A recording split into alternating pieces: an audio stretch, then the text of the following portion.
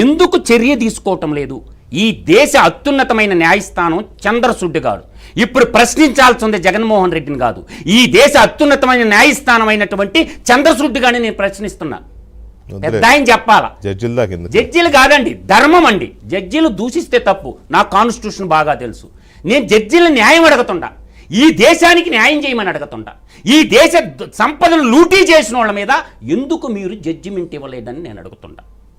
నేను పాయింట్ ఏంటంటే, ఎంత బాధాతత్పదం అంటే, జిల్లాల వైజ్గా తీసుకుంటే ప్రపంచంలోకెల్లా అవినీతి సామ్రాట్ ఎవరంటే అది జగన్మోహన్ రెడ్డి. మీరు తక్కువ అంచనా వేస్తున్నారు జగన్మోహన్ రెడ్డిని అందరూ కూడా. ఈరోజు రంగారెడ్డి జిల్లా తెలంగాణలో చూద్దాం. రంగారెడ్డి జిల్లాలో పెన్నా సిమెంట్స్ సున్నపు గనులు 822 ఎకరాలు. What is the cost? 3600 కోట్లు. దాని మీద నువ్వు ముద్దాయివా లేదా ఈడీసీబీకి?